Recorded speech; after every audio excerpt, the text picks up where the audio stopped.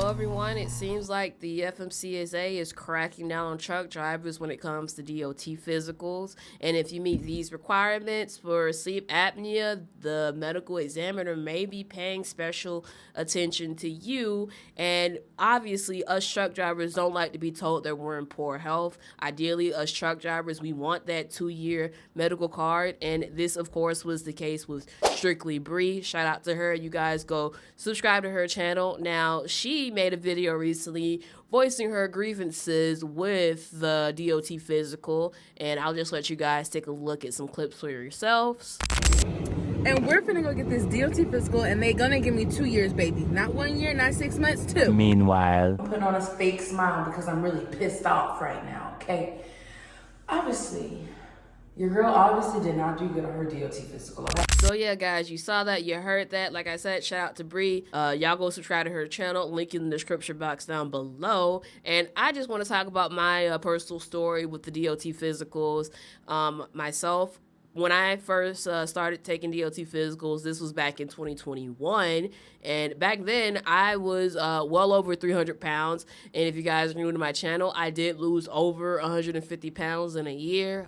You know, you guys see the loose skin right here. I'll put the link to the weight loss video in the description box down below. But yes, back then, I was taking DOT physicals, and I don't think they were enforcing it back then, because Bree also says this in her video. But why the fuck y'all ain't been talked about this? You wanna know why y'all ain't been said nothing? Because now DOT is really mandating it. I looked it up. You can look it up too if you don't believe me. I looked up, has DOT increased results of sleep apnea? They said as of 2024, which I got my DOT physical in 2023. They said as of 2024, they have increased sleep apnea results for people who drive commercial vehicles. So yeah, back then when I was taking my DOT physical, I was honest with the doctor. I told him, yes, I snore. Obviously, my BMI was like over 50. I think my BMI got as high as 60 at one point. My neck was probably over 15 and a half inches, because if it's over 15 and a half inches for a female, then that's also a risk factor. You can see, once again, all the loose skin in my neck. Yeah, and even though I said all these things, he recommended that I go get that checked out. I take a sleep study, but he still gave me a 2-year medical card, so I definitely dodged a bullet. But unfortunately, this may not be the case anymore. If you were, if I was in that situation right now, and if I never bothered to lose any weight, I probably would have to take a sleep study, and unfortunately, I'd probably given a 3-month medical card. And in my eyes, I view that as failing a DOT physical. And unfortunately, this was the case with Bree. She was given a 3-month medical card for meeting the requirements for the sleep apnea study, and that's just sad. But I do have some critiques, and I'll let you guys know what I think later after I show you these clips. Sleep apnea? So I'm like, what are you talking about? I thought it was a older generation. You may have sleep apnea and you need to go to your doctor and get a sleep test. They coming for the big people at truckers. Y'all better unite out here. Tell me why my BMI is 51.9. I'm 300 pounds. If anybody has to say anything about some big girl comments, trust, I don't care. I'm happy with my size. But who knew my size was gonna determine my job? If I was going to be able to be a truck driver. I feel like if I can get in and out of the truck, if I can make my loads on time, if I'm not hurting nobody, leave me alone. So yeah, guys, you saw that, you heard that. Now, she did say some stuff that I don't necessarily agree with. I do hate that she's in this situation, and she actually does get a second opinion later in the video, and she was able to get a 1-year medical card instead of a 3-month medical card.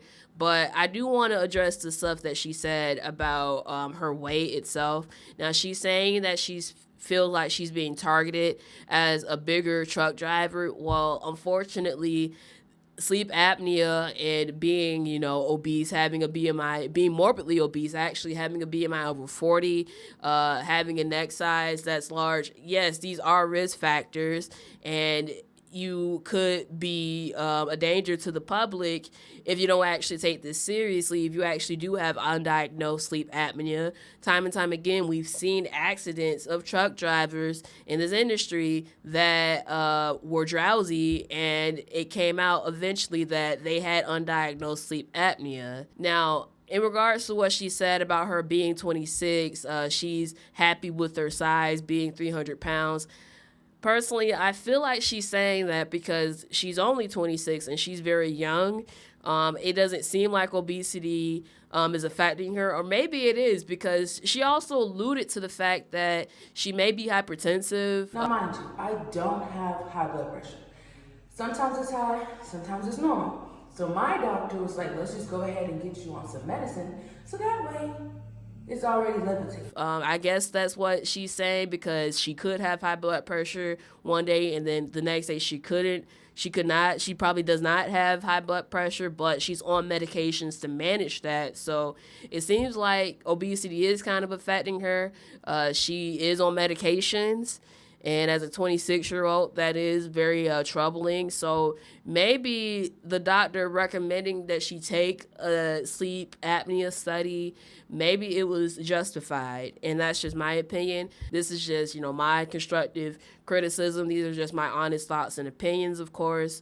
But at the same time, I do think that a lot of mega carriers, they see this industry, because I think this sleep study industry is like well over $500 billion. Yeah, I think they see this as a big grift, and they see this as an opportunity to exploit truck drivers. Now, fellow truck driver, he passed away back in August of last year, so may he rest in peace. His name is Dave McMillian. He is the owner of Smart Trucking. He actually dropped some gems about the truth of sleep apnea tests and what these mega carriers do to truck drivers. So I want you guys to take a look at that for yourselves.